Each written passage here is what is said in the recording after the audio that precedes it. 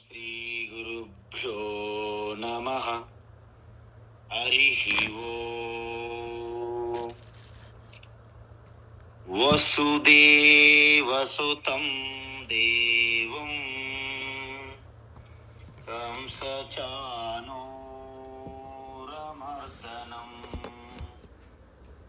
దేవకీ పరమానందం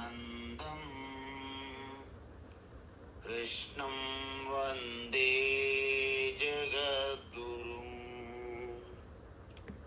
తీర్త్వా మోహార్ణవం హత్వా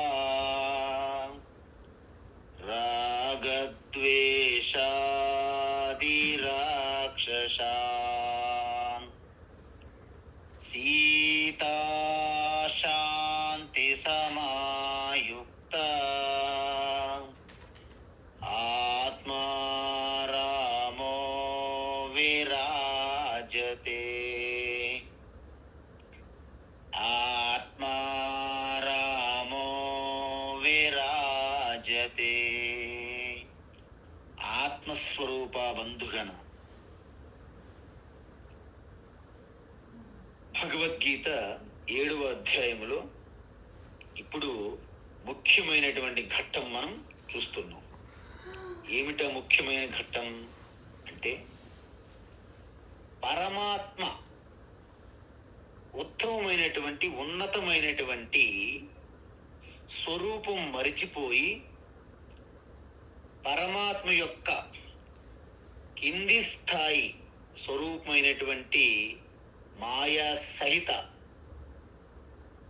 ఆ అపరా ప్రకృతి యందు మమేకమైపోతే దానిని సంసారము అంటారు. మరి సంసారం నుండి బయట పడాలి అంటే ఏం చేయాలి అంటే, ఈ మాయా సహితం అపరా ప్రకృతి నుండి తగులుకుని ఉన్న మనము ఈశ్వర యొక్క పరతత్వం వైపు మనము మరలాలి. అది ఎలా సాధ్యము? భక్తి మాత్రమే దానికి సాధనము అని చెప్పారు. అయితే ఇప్పుడు భక్తి అనేది చాలా సమస్య, అది క్లారిటీ లేదు మనకి భక్తి పైన. శంకరాచార్య ఏమన్నారంటే, స్వస్వరూపానుసంధానం భక్తిరిత్యభిధీయతే. భక్తి అన్నీ వచ్చిపోతున్నటువంటి క్షణికములు తాత్కాలికములైతే నేను నేను నేను అనే స్ఫురణ ఎల్లప్పుడూ శాశ్వతము, నిత్యము, సనాతనము, సత్యముగా ఉంటుంది.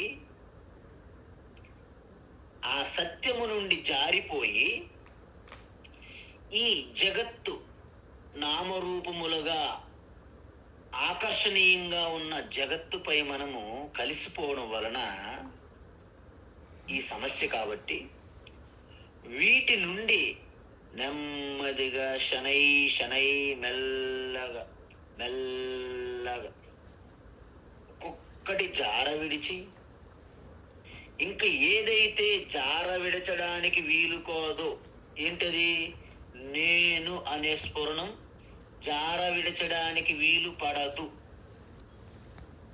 అప్పుడు దానితో అనుసంధానం అవడాన్ని పరమ భక్తి అంటారు. అందుకే నారద మహర్షి కూడా పరమ ప్రేమ స్వరూపము భక్తి అని చెప్పారు. అందువలన ఈ భక్తి ఎన్ని రకాలు ఉంటుందని చూసాం. అర్థార్థి, జిజ్ఞాసు, జ్ఞాని. అయితే ఈ 4 రకాల భక్తులలో జ్ఞాని చాలా విశిష్టము, శ్రేష్టము అని చెప్పారు భగవాన్ శ్రీకృష్ణ. ఎందుకంటే మనకి భక్తి అనగానే ఏదో ఒక రుచికరం మిఠాయి మాటలు మాట్లాడతారు కొంతమంది. అరే కలియుగములో జ్ఞానం ఎక్కడ మనకు సాధ్యం, భక్తి తేలిగ్గా ఉంటుంది అని చెప్పేస్తారు. పై పైన నామస్మరణతో ఆగిపోతే సరిపోతుంది. అజామిరుడికి ఆఖరిలో నారాయణ అంటే విష్ణు భటులు వచ్చి వైకుంఠాన్ని తీసుకెళ్ళలేదా, మనం చూస్తున్నట్టు మాట్లాడతారు. అందువలన ఈ కలియుగములో జ్ఞానం అనేది మీకు సాధ్యం కాదు అన్నారు. కలియుగమే కాదు, అన్ని యుగాలకి ఇది అవసరం అని శ్రీకృష్ణ భగవాన్ చెప్పారు, గీతనిచ్చారు. అందుకే అందువలన ఈ భక్తి యోగముతో ఆగిపోకుండా జ్ఞాన యోగానికి వచ్చి తీరాలి అని భగవాన్ చెప్తున్నారు. ఎందుకు? కర్మయోగం వలన మీరు సంసిద్ధులై భక్తితో భగవంతుని యందు ఆ యొక్క ఆస్వాదన, ఆ ప్రేమ, అందులో తరించడం, ఇవన్నీ భక్తి ద్వారా కలుగుతాయి. అప్పుడు మీకు లేశమంతైన అహంకారం ఉండదు, లేశమంతైనటువంటి ఆ దుర్గుణ ప్రభావం ఉండదు. అప్పుడు జ్ఞానయోగములో ప్రవేశిస్తారు. తద్విద్ది ప్రణిపాతేన పరిప్రశ్నేన సేవయ చెప్పాం. ఇంకొకటి ఏంటంటే ధ్యానం ధ్యానం ధ్యానం, నిర్వికల్ప సమాధిలో మాత్రమే ఆత్మజ్ఞానం కలుగుతుంది అని ఇంకొక భ్రమ. మీకు ఇంతకు ముందు ఏది పటిష్టమైనటువంటి జ్ఞానం ఉన్నదో దానిని మరింత పటిష్టమవుతుంది ధ్యానములో. మీరు ఒక మాట నాకు చెప్పాలి. ఈరోజు మనము సిమెంట్ కాంక్రీట్ వేసాము, రేపు ఉదయాన్న నీరు దానిపైన పోస్తాం. ఎందుకు? స్ట్రాంగ్ అవ్వాలని. అబ్బే సిమెంట్ కాంక్రీట్ ఇవాళ వేయక్కర్లేదండి, రేపు డైరెక్ట్గా నీరు పోసేద్దాం గట్టిగా అవ్వడానికి. ఎలా అవుతుంది? ఒక్కసారి ఆలోచించండి. ఇవాళ మనము సిమెంట్ కాంక్రీట్ బాగా నిర్మించి దానికి డిస్టర్బ్ చేయకుండా విడిచిపెట్టి 24 గంటల తర్వాత దానిపైన నీరు పోస్తే స్ట్రాంగ్ అవుతుంది, బలంగా అవుతుంది. అబ్బే నీరు పోస్తే బలంగా అయ్యింది కాబట్టి కాంక్రీట్ సిమెంట్ కట్టాలని పనే లేదు, డైరెక్ట్ నీరు పోద్దాం అనుకున్నారనుకోండి, వాళ్ళని పిచ్చి పుల్లయ్యలు అంటారు. అందువలన మరి అబ్బా భగవద్గీత అక్కర్లేదండి, ధ్యానం ధ్యానం ధ్యానం అంటారు కొంతమంది. నీకు ఏ జ్ఞానం అయితే వంట పట్టినదో అదే జ్ఞానం ధ్యానంలో పటిష్టమవుద్దని చెప్పాం. ఏ గోడ కడితే రేపు నీరు పోస్తే స్ట్రాంగ్ అవుతుంది. కాబట్టి నువ్వు ఎటువంటి గురుపదేశం తీసుకోకుండా శ్రద్ధాభక్తితో ఏ భగవద్గీత జగద్గురువు యొక్క ఉపదేశం అందుకోకుండా ధ్యానం అంటే ఏమవుతుంది? నీకు ఎటువంటి ఆలోచనలు అపోహలు ఉన్నాయో, ఎటువంటి మిడిమిడి జ్ఞానం ఉన్నదో అదే పటిష్టం అవుతుంది ధ్యానంలో కూడా. అందుకే పూజ్యస్వామి దయానంద గారు ఏమన్నారంటే, నీకు ఎలాగా గురువుపదేశం వంట పట్టదు, వినవు, ఎందుకంటే నీకు అసలు ఓపిక లేదు. అంటే నీకు అపోహలు మిడిమిడి జ్ఞానంతో పాటు నేను ఒక సంసారిని, గృహస్థును, లేకపోతే బ్రహ్మచారిని, వానప్రస్థ, ఏదో ఒక అభిప్రాయం బలంగా ఉంటుంది. కాబట్టి ధ్యానంలోకి వెళ్ళినప్పుడు నేను ఒక అజ్ఞానిగానే ధ్యానం ప్రారంభిస్తారు. కాబట్టి ధ్యానం నుంచి వచ్చే కూడా ఎలా ఉంటుంది? అజ్ఞానిగానే వస్తావు బయటికి అని అర్థం. అందువలన ఇది చాలా అవసరం.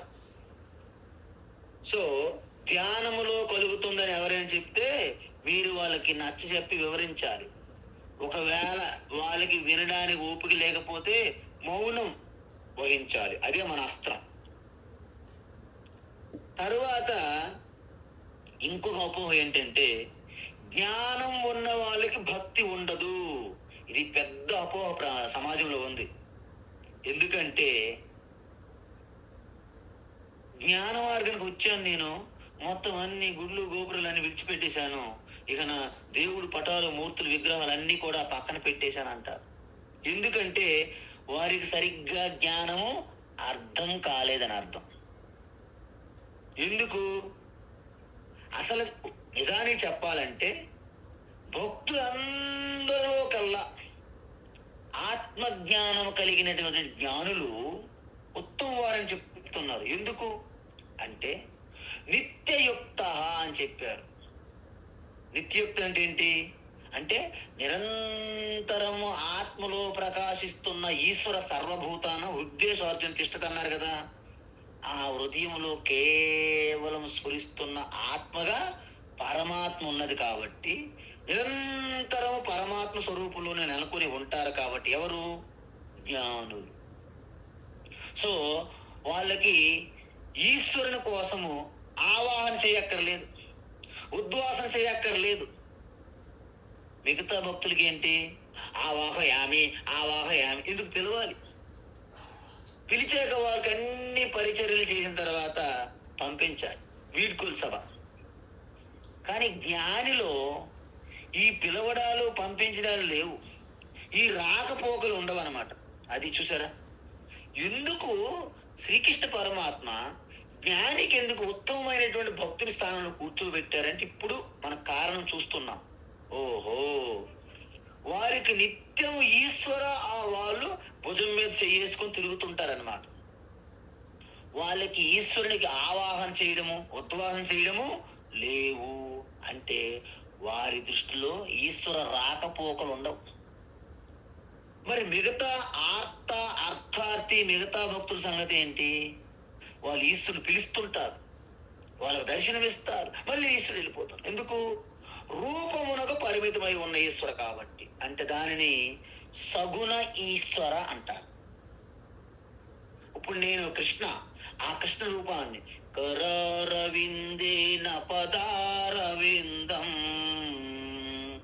ముఖారవిందే వినివేశయంతం వటస్య పత్రస్య పుటే శయనం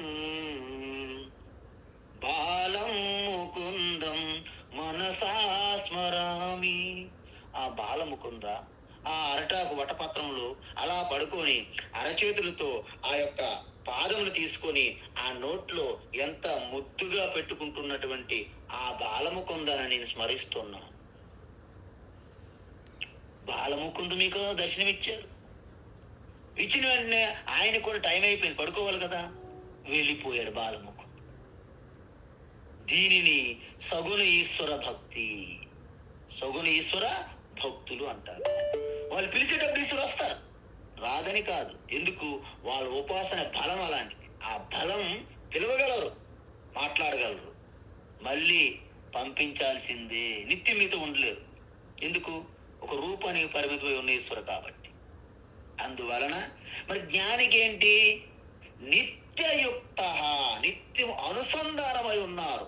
అంటే వారికి బాలముకుంద కాస్త తన ఊపిరి వెనకున్న ఆత్మస్ఫురణగా ఉంటారు. బాలముకుంద నేత్రములు కనిపించరు, అక్కర్లేదు.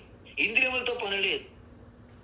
బుద్ధి మనస్సు వెనకలో ఉన్నటువంటి స్ఫురణగా ఉన్నటువంటి ఈశ్వర దర్శనం నిరంతరం ఉంటుంది కాబట్టి వాళ్ళని నిత్యయుక్త అంటారు.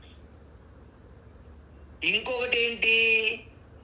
ఏకభక్త లేదా ఏకభక్తి. అంటే వారిలో ద్వైత భావమే లేదు, కేవలము ఏకరూప అద్వైత రూపమే ఉంటుంది కాబట్టి దాని ప్రకారంగా వారికి వేరేదేమీ మిగిలి లేదు. ఉపనిషత్తులు ఏం చెప్తున్నాయంటే మనము ఎవరిని ఎక్కువగా ప్రేమిస్తాము అని ప్రశ్న స్టార్ట్ అయింది ఒక డిబేట్లో. అయితే యాజ్ఞవల్కి దీనికి ఏమన్నారంటే మీరు ఒక్కసారి పరిశీలించండి. ఏంటి? భర్తను భార్య ప్రేమిస్తున్నారు అంటే ఆ భర్తలో ఉన్నటువంటి ఏవో ప్రత్యేకమైన లక్షణాల కోసం కాదు, భర్త తనకు ప్రియం కలిగిస్తారు. భర్త తనకు ప్రియం కలిగిస్తారు కాబట్టి భర్తను ప్రేమిస్తారు. భార్యను ప్రేమిస్తారు భర్త. ఎందుకు? భార్యలో ఉన్నటువంటి ఏవో ఉన్నతమైన లక్షణాల గురించి కాదు. భార్య నాకు ప్రియం కలిగిస్తారు కాబట్టి భార్యను ప్రేమిస్తారు.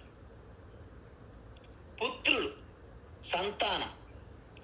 సంతానంకు మనం ప్రేమిస్తాం ఎందుకంటే సంతానం మనకి ప్రియం కలిగిస్తారు కాబట్టి సంతానమును మనము ప్రేమిస్తాము. సంతానం కూడా తల్లిదండ్రులను ప్రేమిస్తారు ఎందుకంటే తల్లిదండ్రులు సంతానానికి ప్రియం కలిగిస్తారు కాబట్టి ప్రేమిస్తారని చెప్పారు. ఈ విధంగా చెప్తే చివరికి ఒకటి అర్థమైపోయింది మనకి. ఏంటి?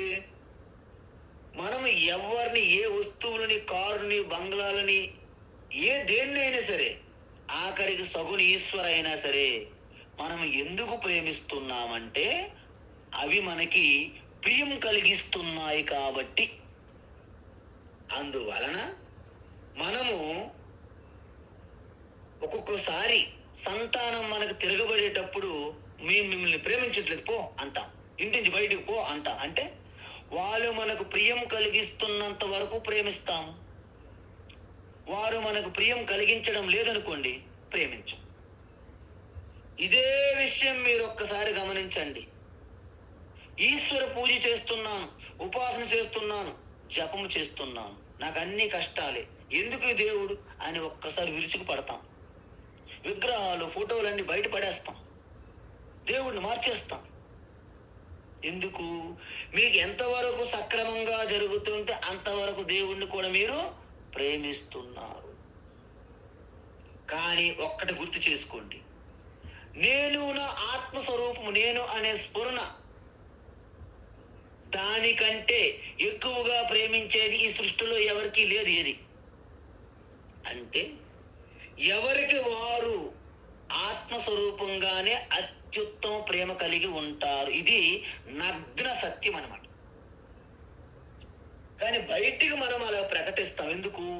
మన ఆత్మస్వరూపాన్ని భార్య మీద ఆపాదించి ప్రేమిస్తాము. మన ఆత్మస్వరూపాన్ని సంతానంపై ఆరోపించి ప్రేమిస్తాము. మన ఆత్మస్వరూపాన్ని ఇంటి పైన ఆపాదించి ఇంటిని ప్రేమిస్తాము.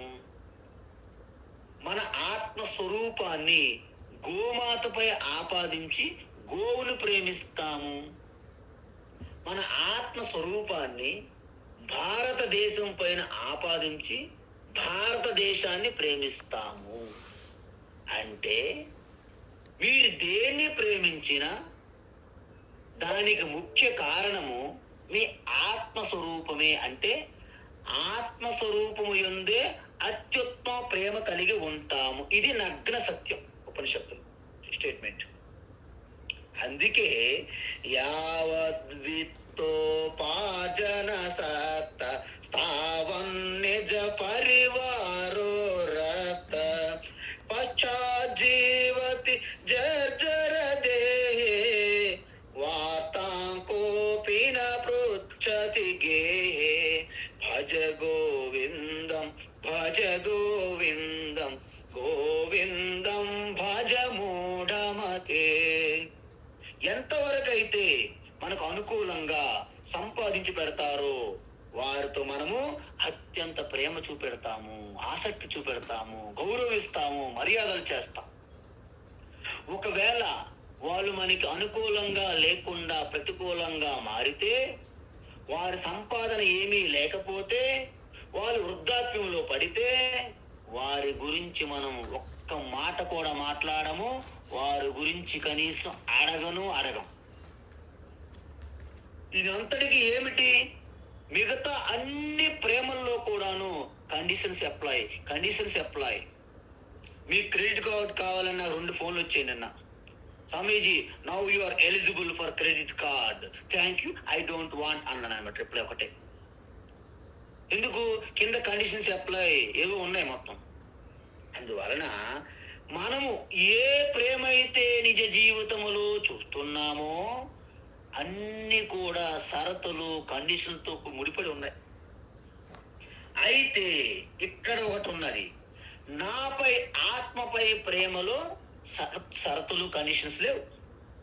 ఇప్పుడు చెప్పండి, శాస్త్రం ఇంకొక అడుగు ముందుకేసి ఏమంటుందంటే భగవంతుని అంటే ఈశ్వరుని మీద భక్తి కూడా షరతులు కండిషన్తో కూడినదే. ఎందుకు?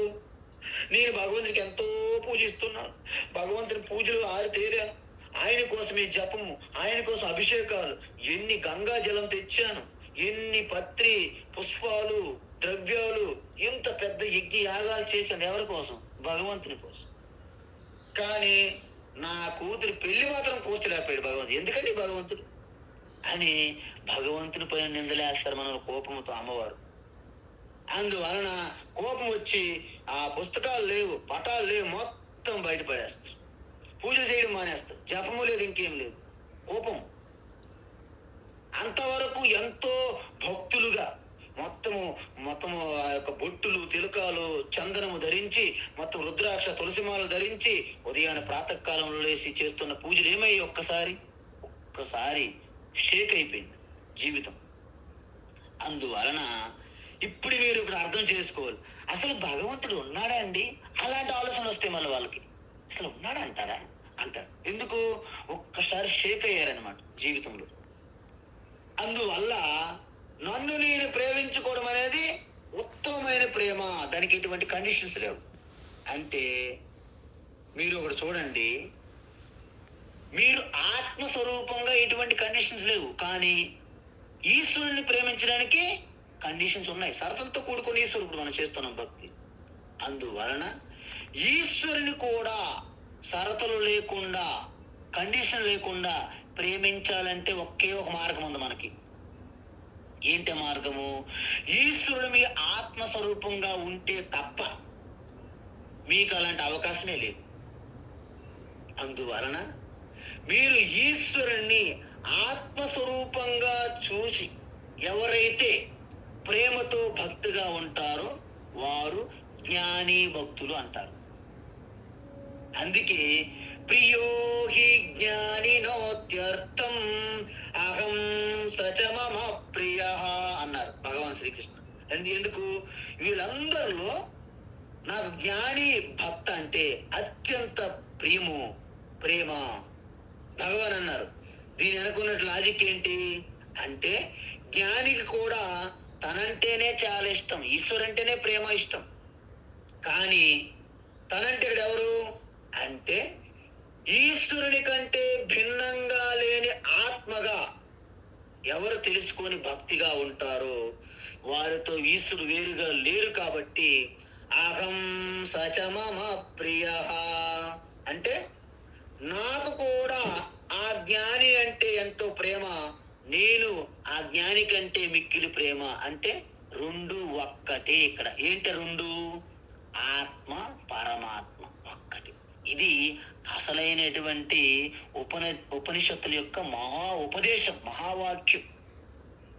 అందువలన భగవాన్ ఇంకా ఏం చెప్తున్నారంటే, ఉదార సర్వ ఏవైతే ఉదారా సర్వ ఏవైతే ఉదారా సర్వ ఏవైతే ఉదారా సర్వ ఏవైతే ఉదారా సర్వ ఏవైతే జ్ఞానీ త్వాత్మైవ మే మతం జ్ఞానీ త్వాత్మైవ మే మతం జ్ఞానీ త్వాత్మైవ మే మతం ఆస్థితః సహి యుక్తాత్మా ఆస్థితః సహి యుక్తాత్మా ఆస్థితః సహి యుక్తాత్మా మామేవానుత్తమాం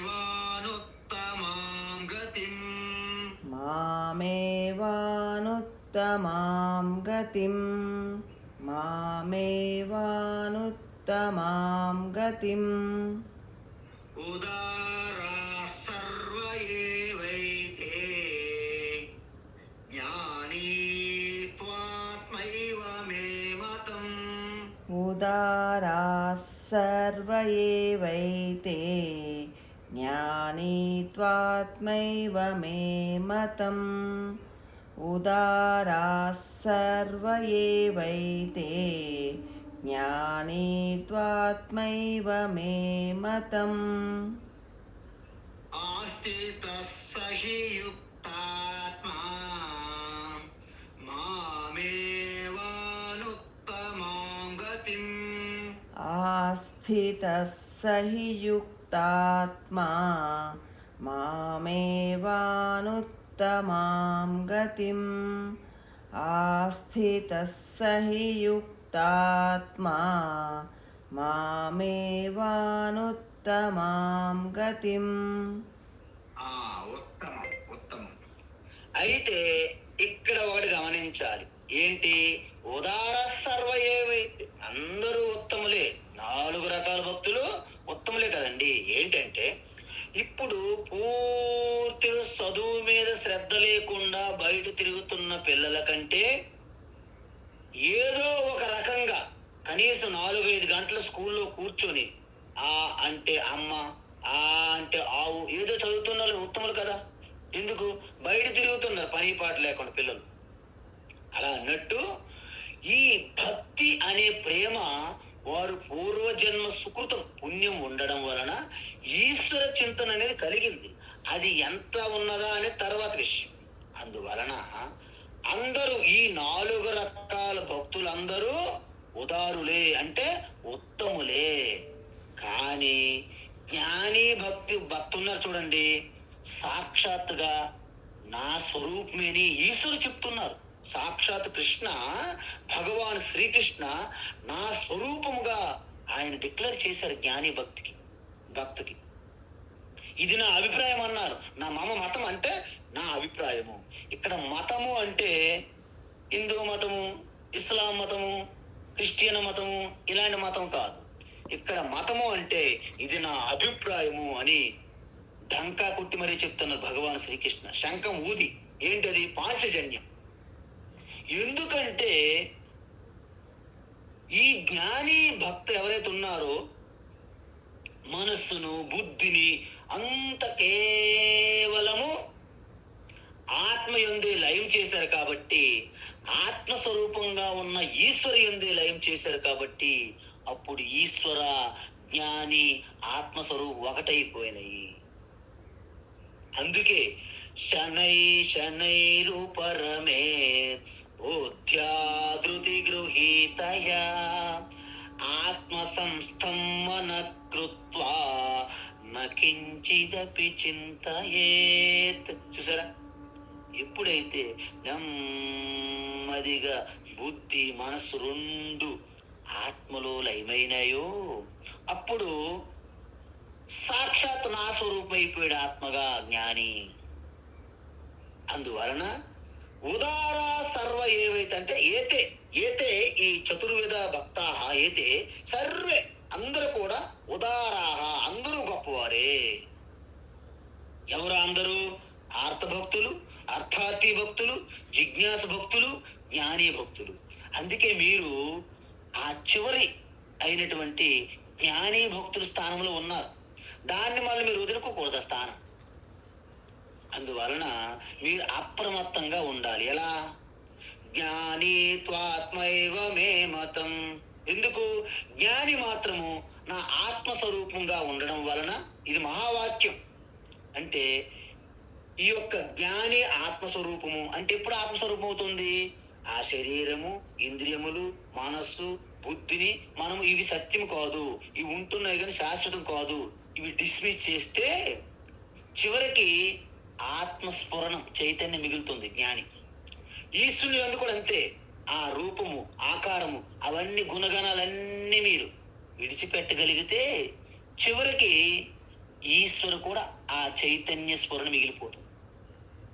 మీకు చిన్న ఉదాహరణ, కెరటము, సముద్రం 2 తీసుకుందాం. కెరటం అనేది ఒక భక్తుడిగా ప్రారంభించి ఎవరిపైన? సముద్రం అనే ఈశ్వర యందు. ఇప్పుడు నేను పరిమితమై ఉన్నటువంటి కెరటము అనే విషయం విడిచిపెట్టి నేను కేవలము నీరు నా స్వరూపము తెలుసుకుందనుకోండి. ఇప్పుడు ఈశ్వరుడైనటువంటి సముద్రం పైన కూడాను పరిశీలన చేస్తున్నాం, విశ్లేషణ. ఏంటి? విస్తారంగా ఉన్న సముద్రము కాదు, ఆకారం కాదు, రంగు కాదు, రుచి కాదు, మరి ఏంటి? కేవలం నీరే సముద్రం అంటే అని తెలుసుకున్నారు అనుకోండి. నీరు అనే తత్వ స్వరూపంగా కెరటము సముద్రము ఒక్కటే. అందువలన నీరుగా తెలుసుకున్న కెరటం అంటేనే సముద్రంకి ప్రీతి, ఇష్టం. మేము పెద్ద కెరటం అండి, మేము పెద్ద భక్తులము, ఏ సముద్ర దేవత మేము నీకు పెద్ద భక్తులమని కెరటాలు వచ్చి గొడవ పెట్టే అనుకోండి, భగవాన్ అంటారు, సరే నువ్వు కూడా నా భక్తుడివే, రావణాసురుడిలాగా ఆ భక్తిని ప్రదర్శిస్తారనమాట. నేను కైలాసాన్ని ఎత్తుకుపోతాను, నీవు నా దగ్గర లంకలో ఉండాలి. ఈ ప్రగల్భాలు ఎక్కువ భక్తి పేరుతో.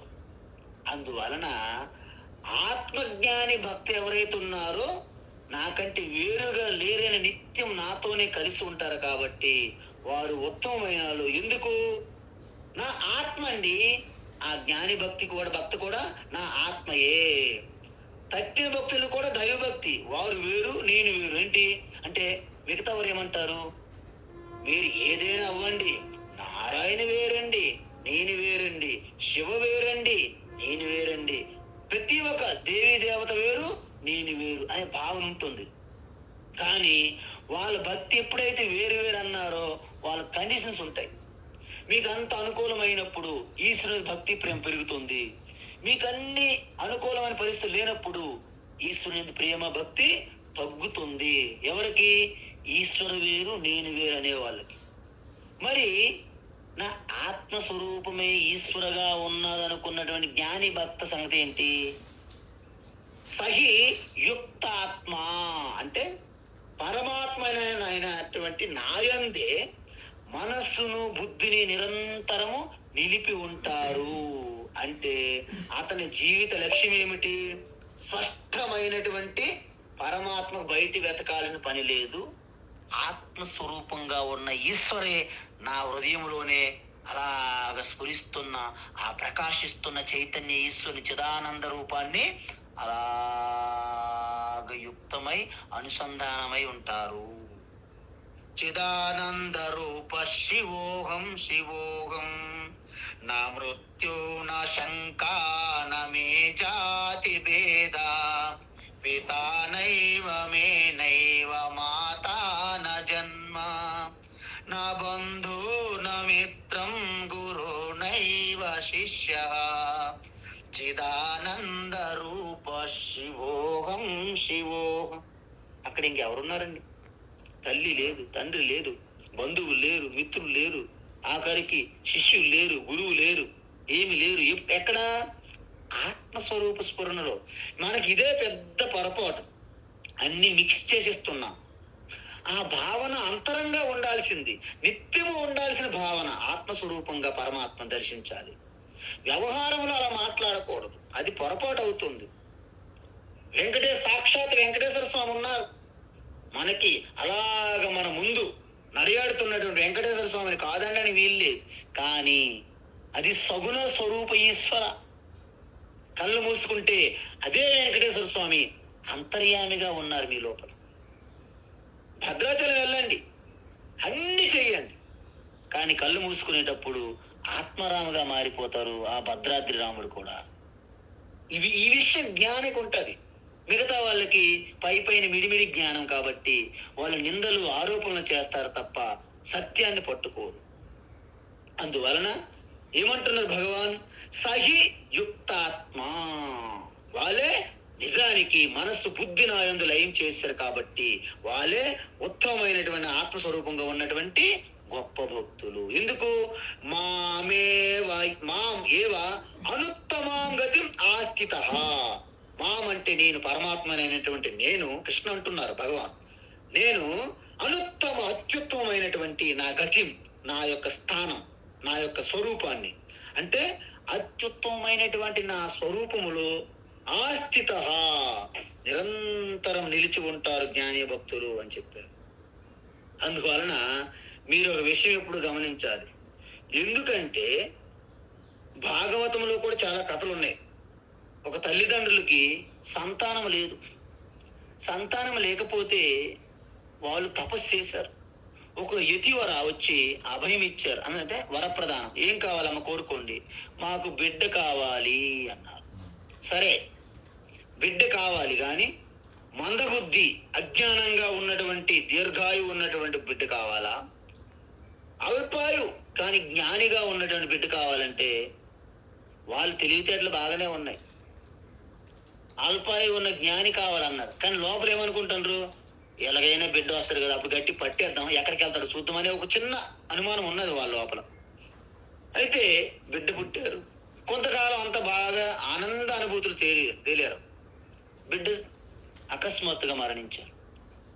ఏడుస్తున్నారు తల్లిదండ్రులు. మళ్ళీ అదే యతి వచ్చారు, యతీశ్వర. ఏమి జరిగిందమ్మా? ఇలా జరిగింది. ఒకటి గమనించండి, మీరింత బాధపడుతున్నారు కాబట్టి మీ బిడ్డతో నేను మాట్లాడించగలను, కానీ తర్వాత వచ్చే పరిణామం నాకు తెలియదు అన్నారు. ఓకే, అంతకంటే మహాభాగ్యం ఏముంది, తర్వాత సంగతి మేము చూసుకుంటామన్నారు అన్నారు తల్లిదండ్రులు. సరే, ఆయన తన యొక్క తపశ్శక్తితో ఎంతో ఆ దివ్యమైనటువంటి తపస్సు వాడి బిడ్డను కల్పించారు. వెళ్ళి, నాయన రా, మా బాబు కదా అన్నారు. ఎవరు మీరు అన్నారు. నీ తల్లిదండ్రులు మేమే కదా నాయన అన్నారు. ఏ జన్మలో మీరు తల్లిదండ్రులు నాకు అడిగాడు ఆయన. ఎందుకు విచిత్రమైనటువంటి మాట వచ్చిందంటే, తల్లిదండ్రులు అనేవాళ్ళు కేవలము ఈ ఒక్క శరీరానికి సంబంధించి ఉంటారు. ఇలాంటి శరీరాలు ఎన్నో ధరించి వచ్చాం మనం. ఇంతకీ ఏ శరీరానికి సంబంధించిన తల్లిదండ్రులు మీరు ఆయన ప్రశ్నించేసరికి ఒక్కసారి వాళ్ళకు కూడా ఒక అవగతం అయింది. ఓహో, మనం ఎంత తప్పు చేస్తున్నాము, ఎంత అజ్ఞానంలో ఉన్నాము అని ఆలోచించి, ఎందుకంటే మనం కోట్ల జన్మలు శరీరాలు తీసుకున్నాము, విడిచిపెట్టాము. ఒక్క శరీరానికి వ్యామోహంలో పడిపోయి ఇది శాశ్వతని భ్రమపడుతున్నాం. కాబట్టి నిరంతరం మనలో వెనక ఉండి ప్రయాణిస్తున్నటువంటి ఆ సూక్ష్మ శరీరానికి కూడా ఎప్పుడు ప్రయాణించినటువంటి ఆత్మ ఉన్నదని గమనించాలి మీరు. అదే పరమాత్మ. ప్రయాణించడానికి వీలు లేదండి. ఎందుకు? సర్వవ్యాపి. ఎక్కడ ప్రయాణిస్తారు? ఎక్కడ లేరు పరమాత్మ. అందుకే తెలివి తక్కువ పరమానంద శిష్యులు అడుగుతారు, ఏంటి దేవుడు ఎక్కడ చూపెట్టు, దేవుడు ఎక్కడ ఉన్నాడు అని మిమ్మల్ని అడిగేటప్పుడు చిన్న ప్రశ్న, దేవుడు ఎక్కడ లేడు అది నాకు చూపెట్టు అనాలి మీరు. ఫస్ట్ చూపెట్టాలొద్దు మనకి. ఎక్కడ లేరు అనేది మనం అడగాలి ప్రశ్న. ఎందుకంటే అండపిండ బ్రహ్మాండం అంతా అణువణువు వ్యాపించి ప్రతి ప్రాణి హృదయములు ప్రేమ, శాంతి, ఆనంద స్వరూపంగా విరాజమానై ఉన్నటువంటి ఆత్మారాం ఎక్కడ లేడు, చిదానంద ఎక్కడ లేడు. అది మనకే అవగతం కాకపోతే మనం ఏం చెప్తామండి? ఇది మన ప్రాబ్లం. అందుకే రుణానుబంధ రూపేణ పశుపత్ని సుతాలయ రుణక్షయే క్షయం యాంతే తాత్రక పరివేదన అంటారు మహాత్ములు. అత్యంత గొప్ప అనుబంధం కూడా రాకపోకలు ఉంటాయి. మా తల్లి అంటే నాకు పిచ్చి ప్రేమ, తల్లే సర్వం. కానీ ఆ శరీరంగా తల్లి శాశ్వతం కాదు కదా, ఈ శరీరంగా ఇది శాశ్వతం కాదు కదా. అంటే రాకపోకలు ఉన్నాయా లేదా? అందువలన ఎంత గొప్ప సంబంధం తీసుకోండి సృష్టిలో, అది తాత్కాలికమే అవుతుంది. స్వామీజీ ఆ మహాత్మ 350 సంవత్సరాలు ఉన్నారు, 351 సంవత్సరంలో ఏమైంది? పోయారు, అంతే. మరి ఇక్కడ ఎంత అనేది కాదు, కానీ శాశ్వతం కాదు అని అర్థం. అందువలన ఈ విధంగా ఎలాంటి ఏ పరిస్థితి అయినప్పటికీ కూడా దేశ కాల వస్తు పరిమితులు ఉంటాయి. అందుకే భగవాన్ ఏమంటున్నారంటే, బహూనాం జన్మనామంతే బహూనాం జన్మనామంతే బహూనాం జన్మనామంతే జ్ఞానవాన్ మాం ప్రపద్యతే జ్ఞానవాన్ మాం ప్రపద్యతే జ్ఞానవాన్ మాం ప్రపద్యతే వాసుదేవ సర్వమితి వాసుదేవః సర్వమితి వాసుదేవః సర్వమితి సమహాత్మా సుదుర్లభః సమహాత్మాసు దుర్లభః సమహాత్మాసు దుర్లభః బహూనాం జన్మనామంతే జ్ఞానవాన్ మాం ప్రపద్యతే బహూనాం జన్మనామంతే జ్ఞానవాన్ మాం ప్రపద్యతే బహూనాం జన్మనామంతే జ్ఞానవాన్ మాం ప్రపద్యతే వాసుదేవ సర్వమితి సమహాత్మాసు దుర్లభః వాసుదేవः సర్వమితి సమహాత్మాసు దుర్లభః వాసుదేవः సర్వమితి సమహాత్మాసు దుర్లభః. ఉత్తమం, చాలా మంచిది. ఇక్కడ మన అందరం ఒక విషయం గమనించాలి. ఆయనే చెప్పేశారు ప్రతి విషయం. అందుకే గీత చాలా స్పష్టంగా ఉంటాయి. మనము విని ఆకలింపు చేసుకోవాలి, జీర్ణించుకోవాలి. శక్తి, ధైర్యం మనలో ఉండాలి. మొదట ఏమంటున్నారంటే ఈ 4 రకాల, అంటే 4 దశలు మారడానికి ఒక్కొక్క జన్మలోనే అయి తీరాలని రూల్ లేదు. ఎందుకు అంటే ఆర్తభక్తిగా స్టార్ట్ అయ్యి అర్థార్థిగా, జిజ్ఞాసుగా, జ్ఞాని భక్తిగా వెంటకంటే మారిపోయి ఇదేమైనా సినిమా రీల్ మార్చడానికి. కాబట్టి ఎంత సమయమైనా పట్టవచ్చు. వారి యొక్క పూర్వజన సుకృతం ఆధారపడి ఉంటుంది, వారి ప్రయత్నం ఆధారపడి ఉంటాయి, వారికి ఈశ్వర కృప, గురు కృపలు అన్నీ కూడా తోడై ఉండాలి. కాబట్టి ప్రతి ఒక్కరికి ఒకే జన్మలో అయిపోతుందని గ్యారంటీ ఏమీ లేదు. అయితే మీరు ఒక్కటి మర్చిపోకూడదు. ఏంటి? దీనికి జ్ఞాని భక్త స్థితిలోకి రావడానికి ఎన్ని జన్మలు పట్టాయో.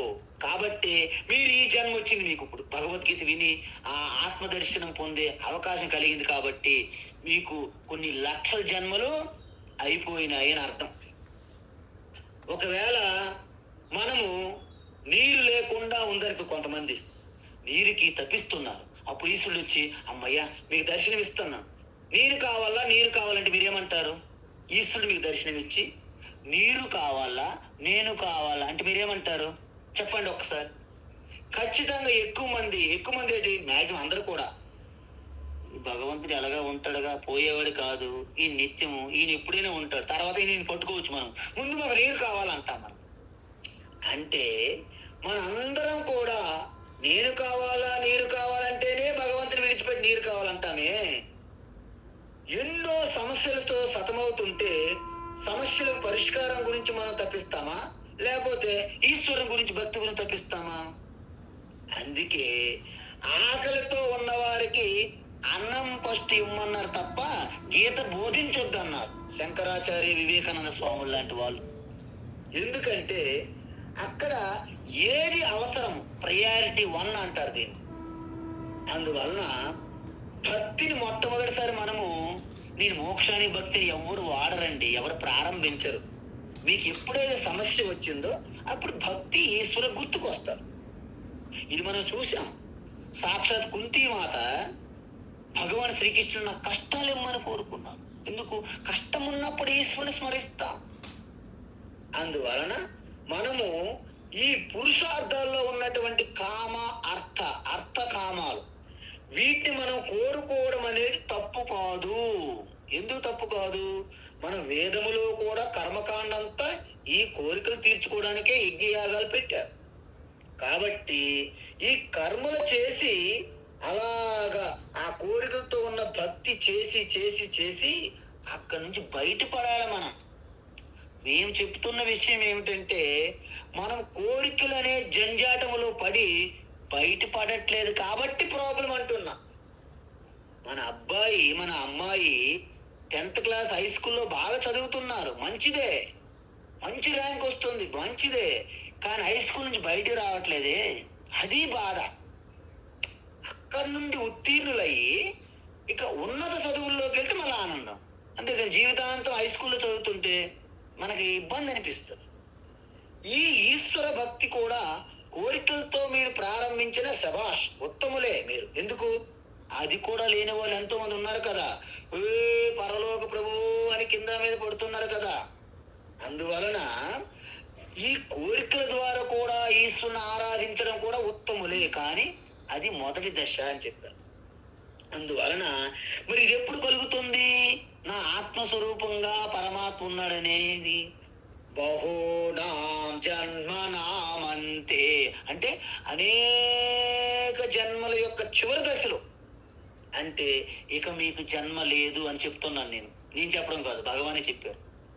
ఎందుకంటే ఒక్కసారి భగవద్గీతకి అత్యంత శ్రద్ధాభక్తితో మీరు తెలుసుకుంటే ఇంక జన్మ ఎక్కడ ఉంటుందండి? అంటే పునరపి జననం పునరపి మరణం అని ఉండదు మీకు. కాబట్టి అనేక జన్మల తర్వాత మోక్షం మీద ఇష్టము ఏర్పడుతుంది. ఎలాంటి ఇష్టము? తప్పించడం అనేది ఏర్పడుతుందని భగవాన్ శ్రీకృష్ణ చెప్తున్నారు. అనేక జన్మల తర్వాత అనగానే మీరు భయపడిపోకండి. స్వామీజీ ఎన్నో జన్మలు అంటారు, ఇంకెక్కడ బోల్ టైం ఉంది అయితే మాకు ఇంకా అనుకోకూడదు. ఎందుకు?